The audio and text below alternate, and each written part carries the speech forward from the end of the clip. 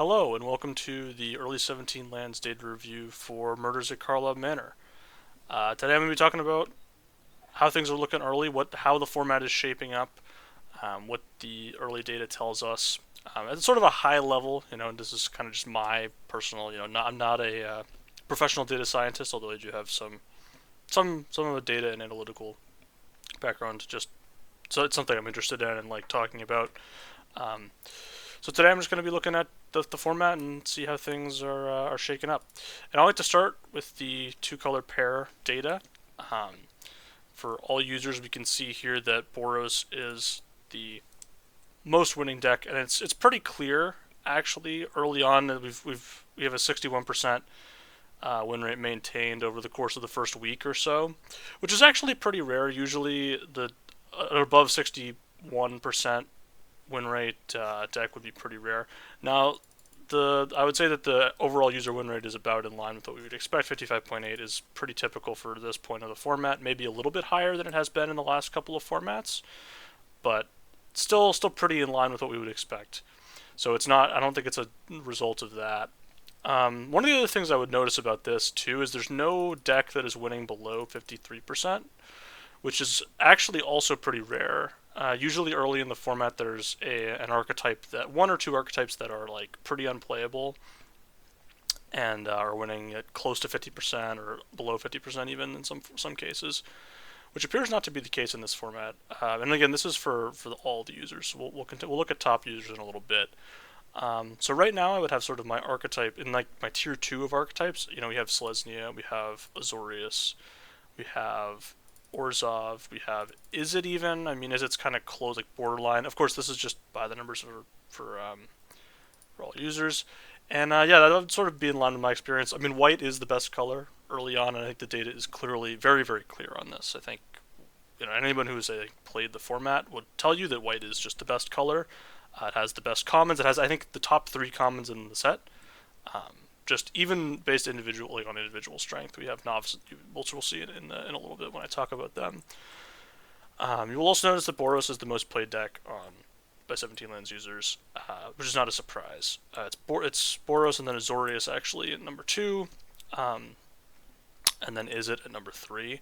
It's always interesting that Is this deck that I kind of want to talk about. I kind of want to do like a separate thing about Is It, and it's how it plays, because it's played by a lot. It's played a lot by a lot of people, and it is also the deck that in pretty much every format has the biggest delta. I mean, actually, in this format, there's almost no delta between its performance with top players and everybody else in terms of win rate differential.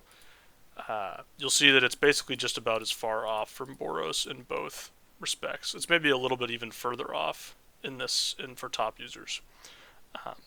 So Is It actually in this format surprisingly is not performing that much better for top users. Obviously, all the win rates for top users are higher. Top users win at 61% in this format. Again, what defines top users is not necessarily very clear, and I'm actually very happy. I'm very happy they don't release what defines top users. Although it would not upset me, I know that I am one of them because my win rate has been over 60% for the last 6 months to a year at this point. So I would be shocked if I'm not included in this data set. And yeah, so I mean, top users are playing Boros a lot too, right? This is the biggest thing. Now, one of the things that is interesting is that Golgari just not getting any help at all, which is kind of fascinating because again, usually you'll see top users, and this was actually true of generally the worst deck. If there's a deck that is clearly the worst, it generally doesn't get as big of a bump when top users play it. Because typically what you'll see, and obviously this is a little early to be talking about this, but towards the middle and end of the format, the top user win rate data tends to kind of level out at some number around 62%. It's not going to happen with Boros in this format. This is too high to ever get leveled out by the entire of the format. Boros is going to be number 1 for the whole format. I mean, you see Selesnya here at number 2. But look at the difference in play rate. I mean, realistically, people are going to start playing Selesnya more, and its win rate's going to just drop. And maybe they actually won't. I mean, Selesnya is, I think, the second best deck in this format pretty clearly. It's been a long time since that's been the case. The last time Selesnya was this good, I think, was in Streets of New Capenna, which was actually supposed to be a three-color format that ended up really just being a broker's format. Brokers broke and whatnot. So, yeah, interesting top player data. Now, one of the things I don't often talk about with this segment is talking about the multicolor decks, but you can see that the four-color splash deck for top players is actually performing at a very high level. Now, again, look at these sample sizes are tiny, right? They're not large, but you can see like even if we go back to the middle, not middle. I don't worry about the middle. I worry about the all. Even if we go down here, the four color and the splash decks are losing less equity than they do in a lot of sets, and even you can see like these decks down here are performing like at about average rates, which is pretty rare. And I would say this is a result of a couple of factors. One of which is that the fixing in this format is excellent. It's very, very good, especially in green. There's a couple of commons that fix you very well. There is the land. There's the rare dual lands which show up in place of like you can have multiple show up in the. I don't actually think you get they don't show up in the rare slot. Essentially, the rare dual lands do not show up in the typical rare slot. They also show up in the secondary slot. Again, this is like a play booster thing, so like I don't know the exact mechanics of it. People have outlined it, but they do appear at higher frequencies, and that's helping as well, along with the escape tunnel. But yeah, we can see. I think Selesnya for top players is clearly the second best deck. I think for average players, it's kind of less clear, but it is still a little bit underplayed. Probably, it is probably still a little bit of an underdrafted deck, and I think that's probably pretty likely to continue throughout the rest of the format. The reason for this is that again, I said that it hasn't really been this good since Streets of New Capenna. That was almost 2 years ago at this point. People just don't draft. I don't draft Selesnya very often. If we look at, I don't know. Like I just even across multiple formats. I mean, the last format I don't even think I didn't draft it. I can't even remember the last time I actually drafted Selesnya. Like honestly, like I didn't draft it at all in Wilds of Eldraine. I didn't draft it at all in Lord of the Rings. Actually, no, I think I did draft it once in Lord of the Rings, but that was like not. That was like mono Frodo's. Okay, that was different. But the last time it was like this good in this draftable was, well, I guess it was okay. I did draft it in March of the Machine, but it wasn't actually like that good in March of the Machine. It was like fine, and it had its place. I don't know. I think it's the best this archetype's been in a long, long time. Boros always typically very good and is very good in this format. All right, and that's kind of where I'm going to leave it with the deck colors. We're going to then move to format speed, and I'm going to quickly template this the way that I want. And we can see the MKM logo does not appear, but this is where it is currently sitting on the axis here. You'll notice that it's basically right on top of March of the Machine, which actually makes a lot of sense for several reasons. It's the set that everybody has been comparing this to, and I feel is an apt comparison personally. I feel like this set has a lot of similarities to March of the Machine, and that's sort of the speed feels very similar, and it's indicated here. There are very strong rares. There's a lot of higher rarity cards due to the fact that there's a bonus sheet, and the bonus sheet. Well, it's not. There's not a bonus sheet, but play boosters do increase the rarity of cards, and I think the thing that people, I mean myself included, may have like missed is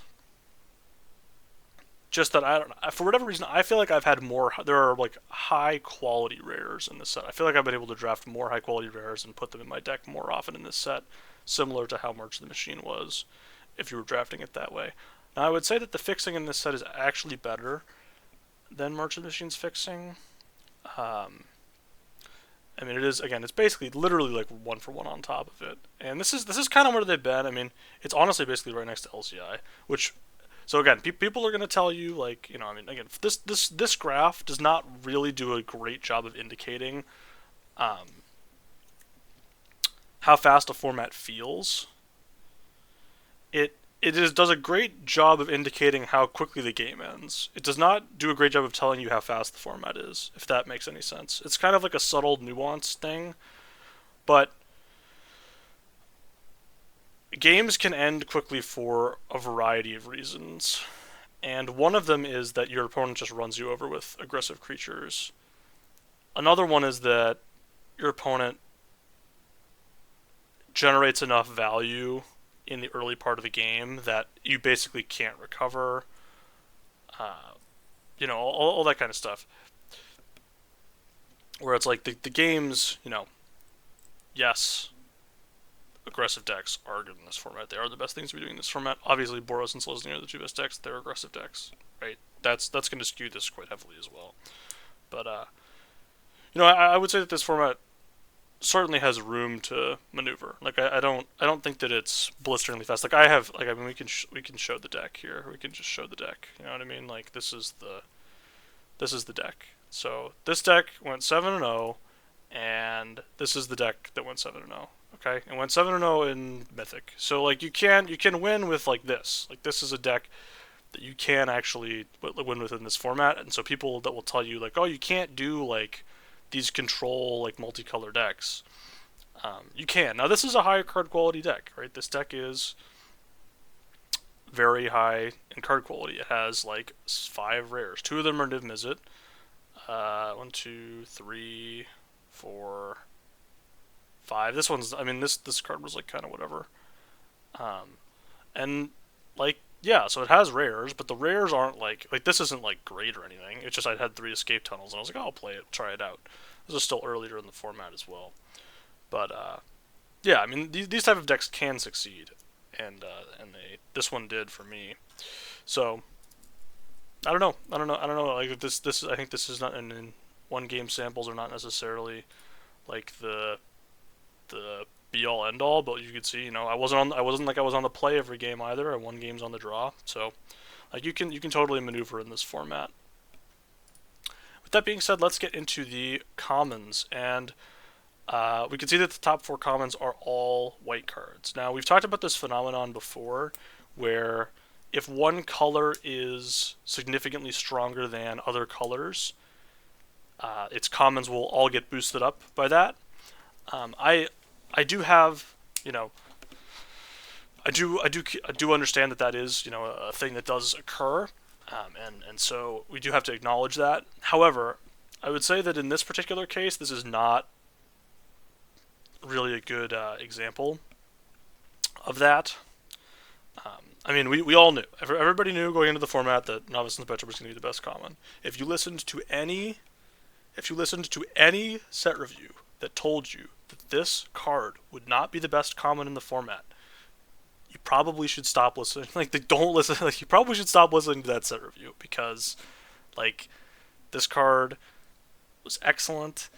We knew it was excellent. It is a reprint. It is, one of the best commons of all time, even. So, yes, of course it's going to be the best common. And it, frankly, is not really even especially close. Currently, we have essentially a tie at 2 between these 4 cards ish, all at about 59.3 to 59.7%. They are all white cards. Dogwalker, don't make any mistake about it, is a red and a white card. You can play this in just mono red, or in just white decks or just red decks. It obviously gets better in red white, but it is just a good card. Inside Source, also excellent, and Makeshift Binding.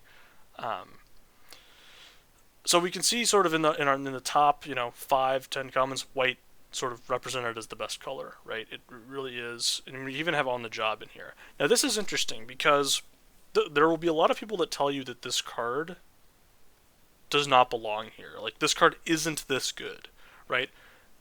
By my evaluation system, this would be currently rated as a tier 2 card in the format, and I actually think that that's probably an interesting, it's interesting, right? Because you have this it has a higher owner when you don't see it, and so it does have a negative IWD. Now, I don't talk about improvement when drawn very often when I do these reviews, because I don't find it to be especially useful. But this card in particular is very interesting to me because you would think that generally it would have a decent improvement when drawn because it's a late game card. But I think just the fact that when you have it in your hand, you can kind of plan your attacks so that this is better. Whereas if you top deck this, it's kind of a terrible top deck.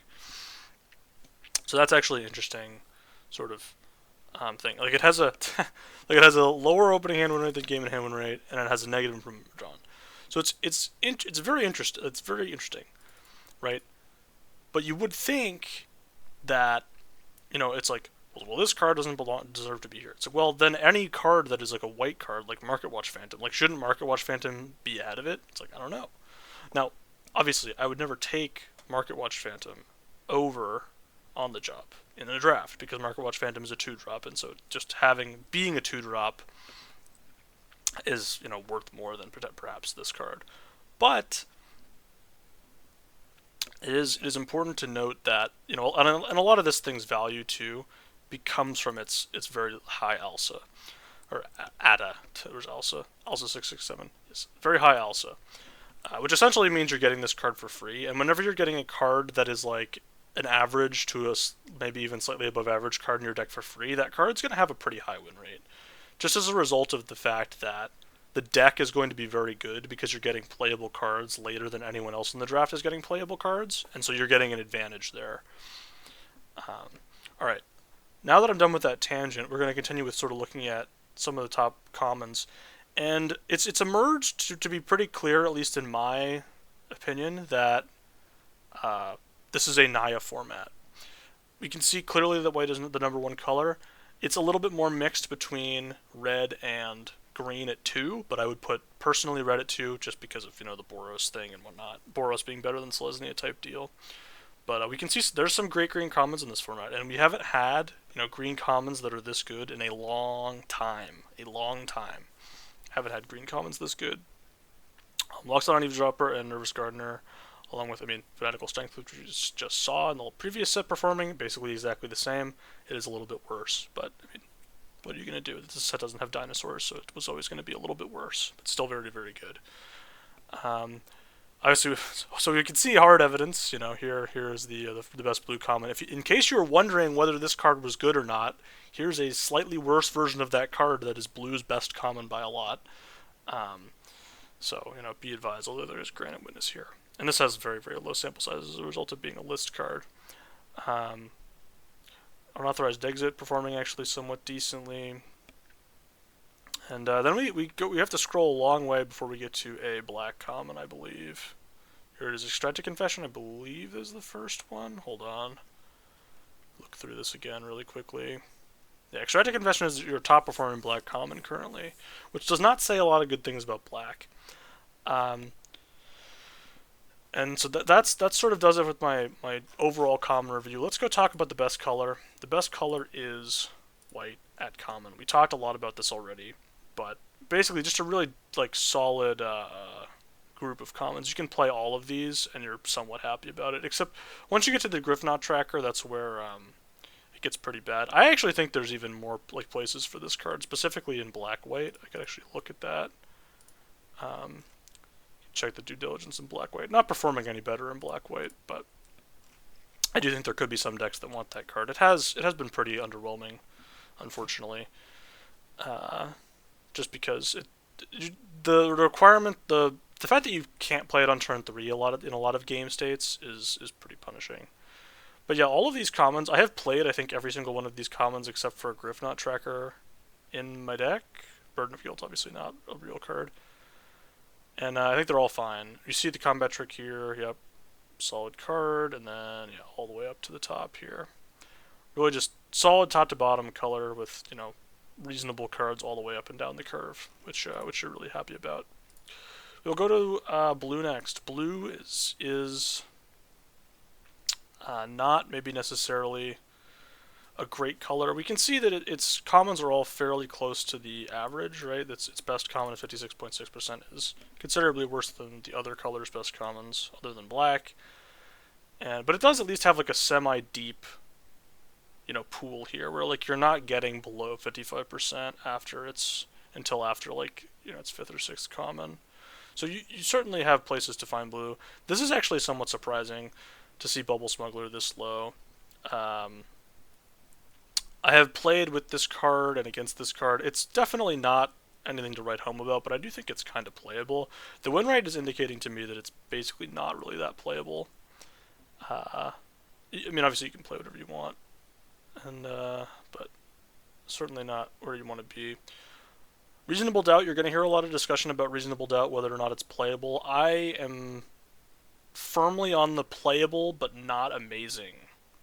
Like, I think you probably should be playing this in blue decks. I think I've landed on, if you were a blue deck, you should probably be playing at least the first two copies of this card in your deck.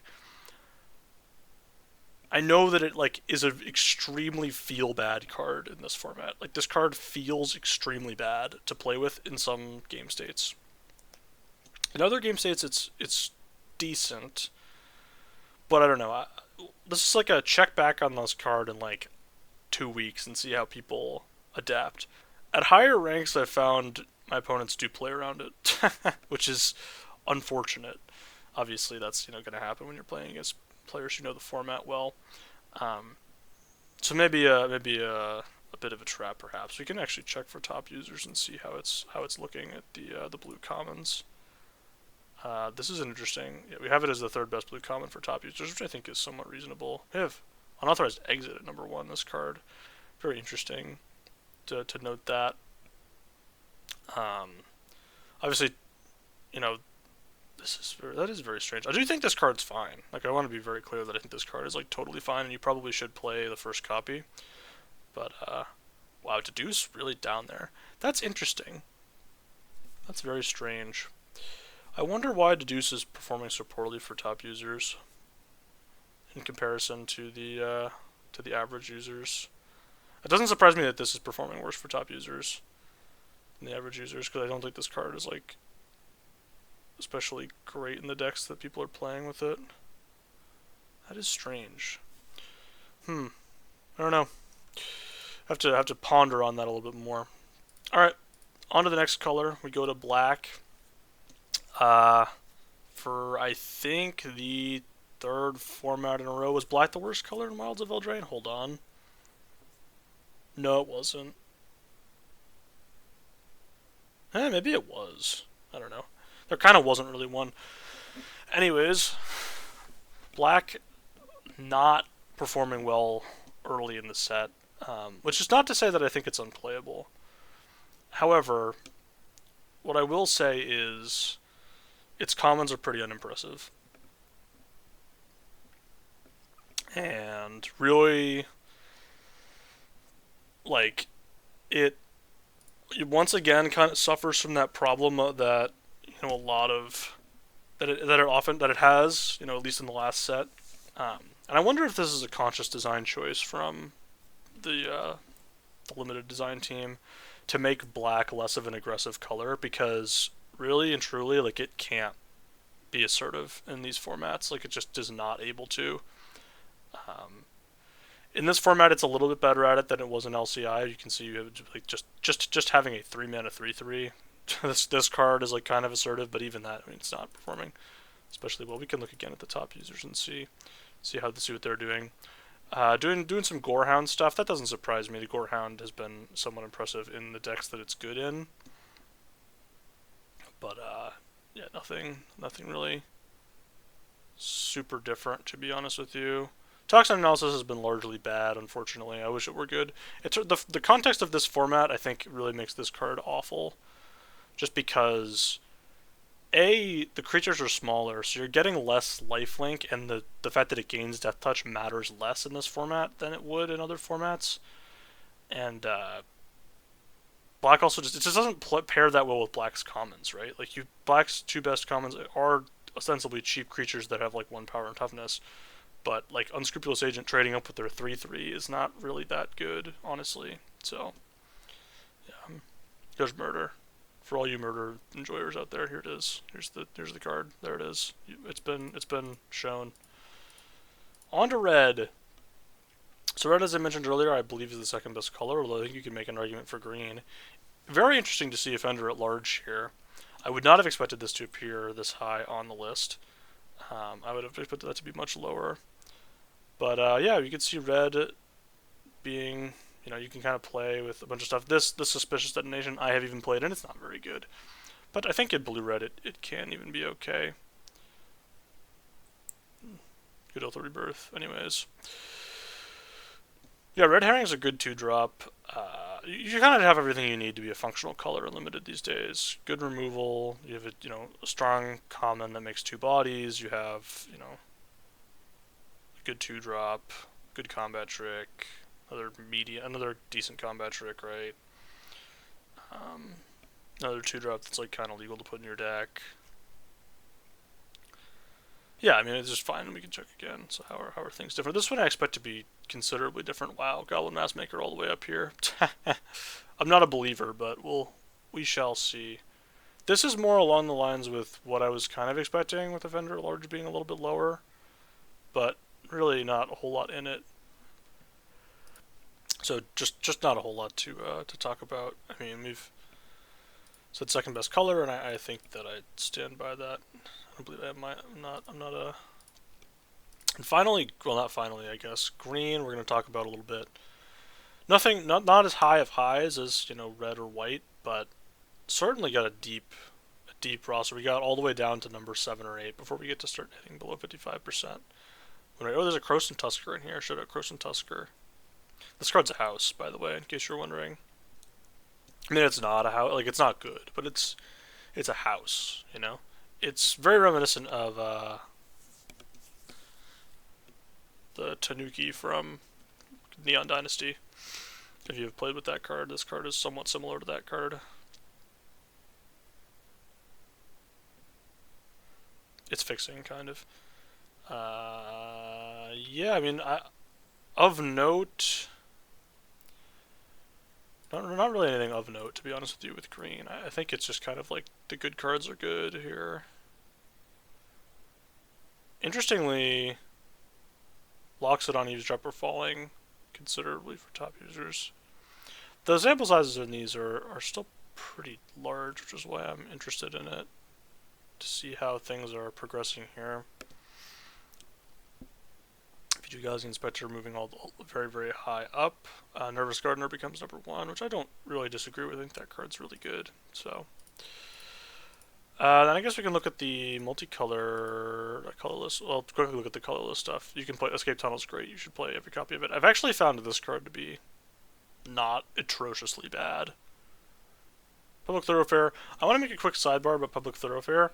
I do think Public Thoroughfare is playable in this format, but only if you're a deck that is playing at least 4 colors, and maybe even you need to be playing 5 colors to make this decent. Just because, like, you really need to be getting the power level back from your spells that this is giving you. So, do be advised. I have also lost a Magnifying Glass, I think, multiple times in this format, which is, kind of embarrassing, but that's life,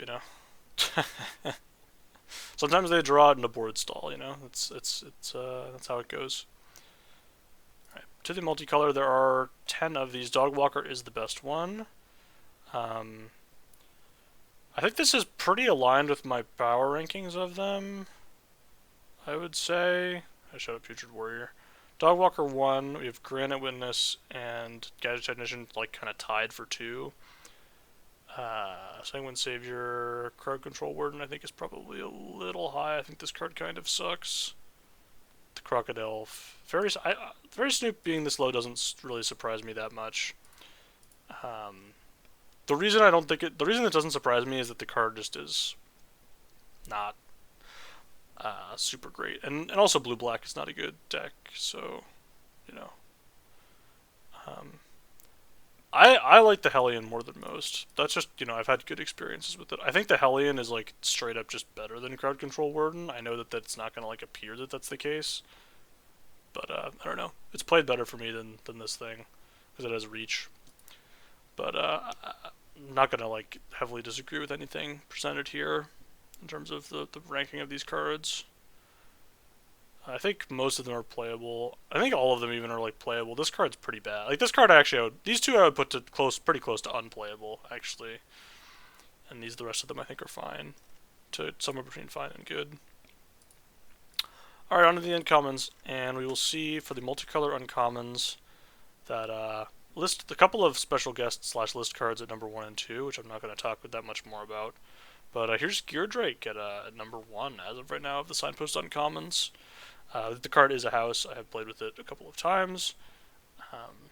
Whatever, Lightning Helix, Fuss Bother, yep, all these cards are really good. I want to point out that Detective Satchel is real. It is just a good card.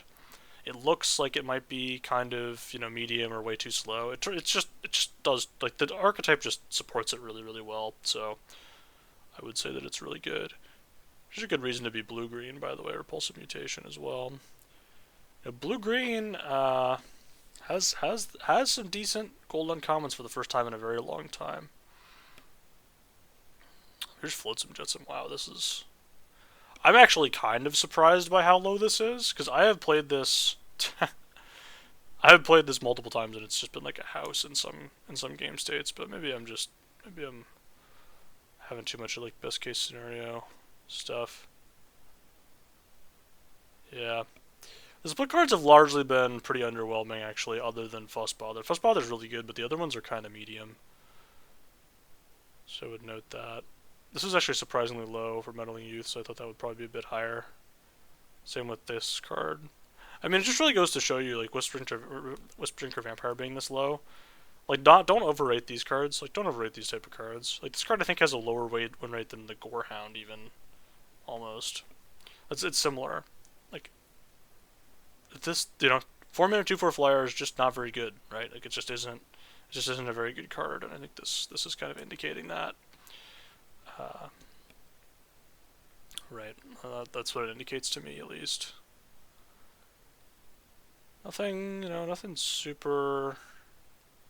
A lot of this is pretty expected. Here's Stromkirk Captain. Hi Stromkirk Captain.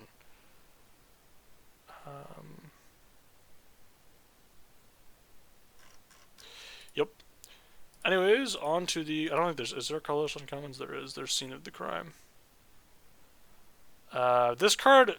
I think Case of the Shattered Pact is essentially a Niv Mizzet only card. You should play this card in your deck if you have a... Like, you have to be able to solve this to play it. I don't think you should play this as 2 mana, fixture, find a mana of any color. I think that's pretty bad. I do think that if you have Niv Mizzet in your deck, you should just play this, because if you play this and then play Niv Mizzet, it solves the case by itself, and then you just have, like, this thing's just an absolute house. So in that specific scenario, which I actually have done in this format, you should probably play it. Otherwise, maybe don't play it. Shadow Ghost Quarter, by the way. Alright, on to the green uncommons, and we will see a Killer Among Us at number 1. Now, this is a card I wanted to talk about, definitely wanted to get into talking about this card during this video, because it has been super excellent, and it does a lot of things in this format really well. So the first thing it does is it makes 3 different tokens, which... If you're trying to, like, not die, this makes it so your opponent kind of just can't kill you for, like, 2 turns after you cast it. Because, I mean, it's, like, if they have a large creature, it's good against a large creature, because it just chumps, you can just chump the large creature. And against smaller creatures, you can either double block or, just play well in that space as well. And then, when the thing attacks... I guess, one of the things about this card that I missed is that the thing gains Death Touch when it attacks, which I don't actually think matters that much, but does come up more than I would ever have thought that it would, like making this into like a 4/4 and then it has Death Touch on attacks. These actually play really well in multiples too. If you get a second one, you can go first, you could play first Killer Among Us, second Killer Among Us, and then... On that second turn, you can attack with like 2 4/4s or like an 8/8 if you want, or not a 7/7, and that's really, really good. It's a really strong play pattern that I actually didn't think about. Another thing this does really well sneakily is that it is a good collect evidence enabler, because it's 5 mana and it goes to the graveyard at, like, now it's not early in the game, right? Like, it doesn't enable it early in the game, but you generally don't need it to be enabled early in the game. You kind of need your collect evidence stuff to be enabled in like turn 6, turn 7, and this it does basically do that for you. So it allows you to play a 5-drop that also enables collect evidence, that also makes like 3 bodies, that also, you know, enables good attacks for you, and prevents your opponent from just like killing you on the crackback. Flourishing Bloom Cannon, another card that, you know, I rated highly in my set review, and then like I thought about it more, and I was like, I'm like kind of feel like that I'm wrong about that, and then it ended up being right, and I was like, I don't get it, whatever. So this card, a little bit of a mystery to me still, because I rated it well, and then I I thought that my rating was wrong, and then here we are, and it's actually a good card, and so now I'm just kind of like questioning like all my foundational beliefs. Uh, yeah, I mean, just being able to find a forest. There are dual lands that are forests, which I don't actually think makes this that much better, but it doesn't hurt. And yeah, get a leg up.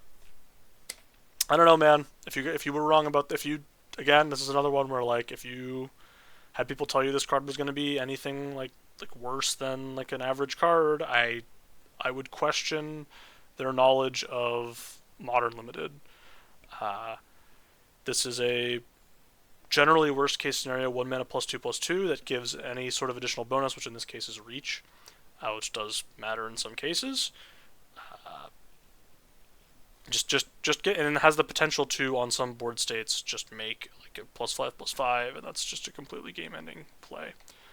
Glint Weaver very good as well. You know, it's just these 2 cards, you know, sort of your stereotypical.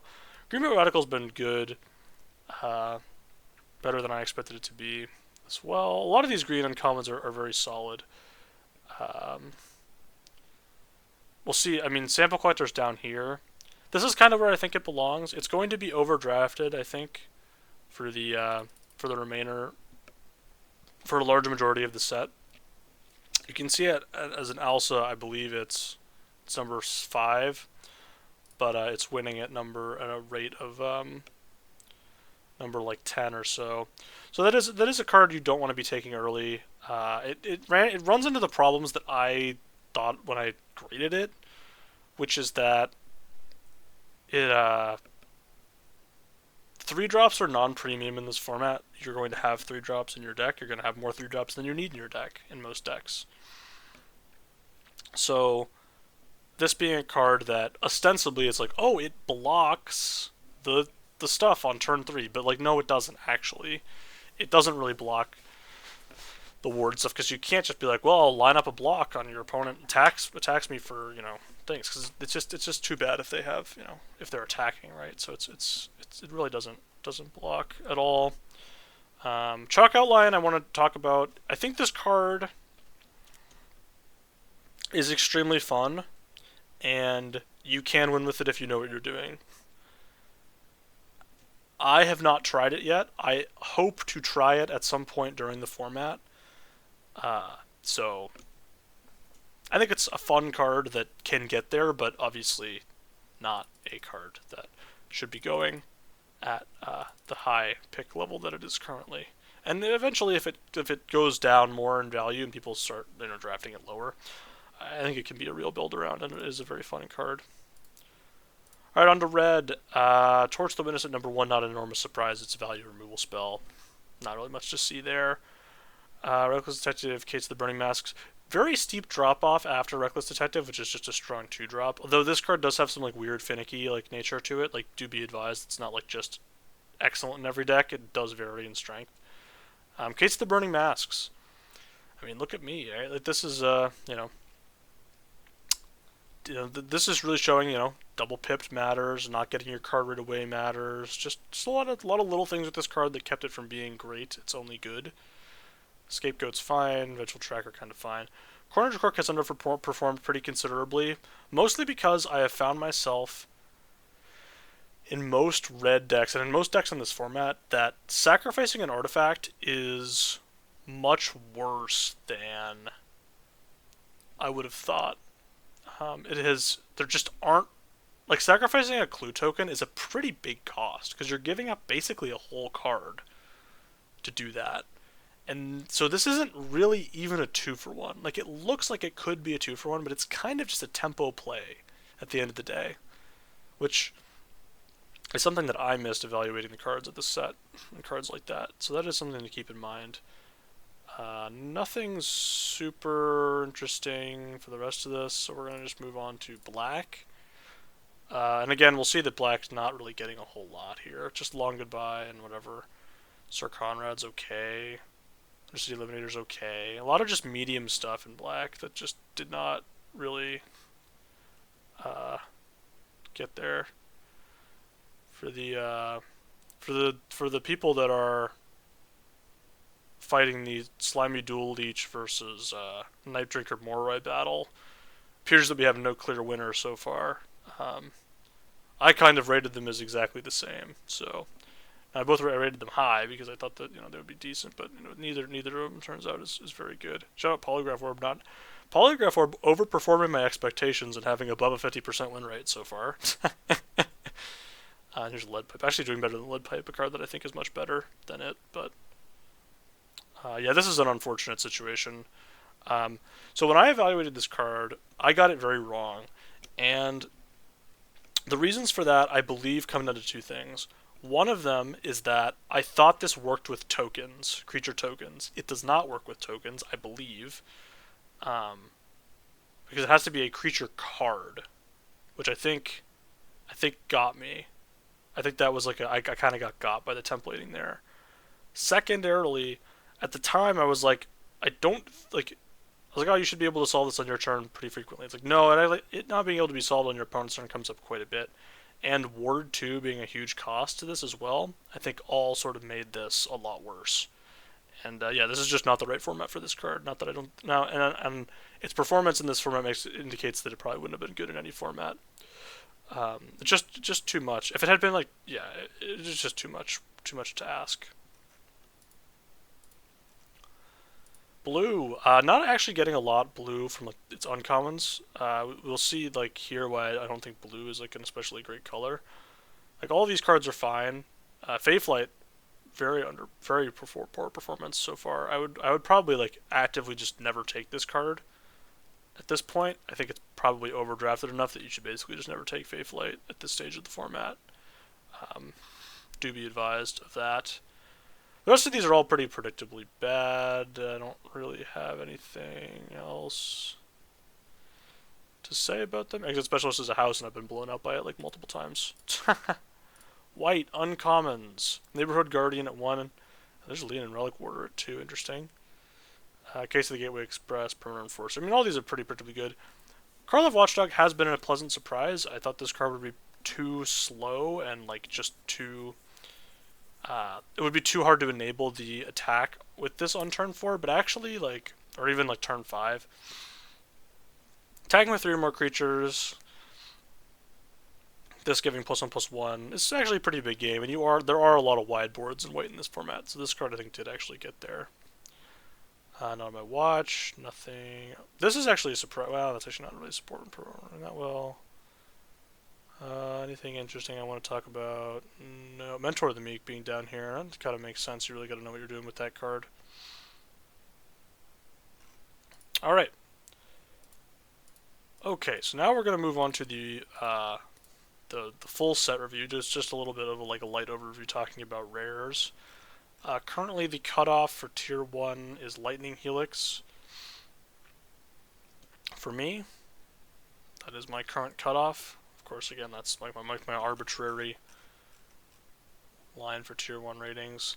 Is there anything I really want to talk about in terms of rares?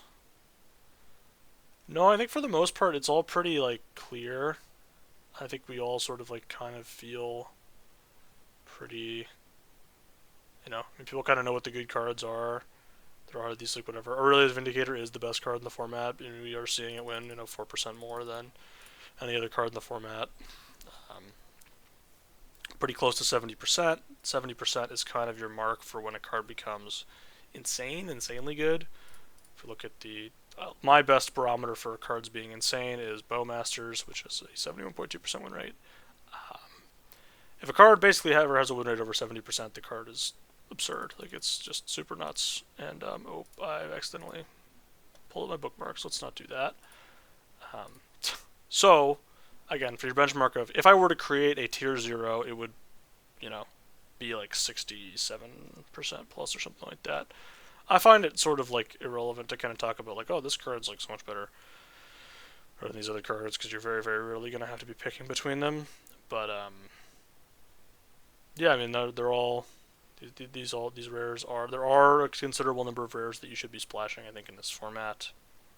Um, and I want to close this episode by saying that I think the format is very good so far. I think the format has a lot of opportunity for you to do what you like doing.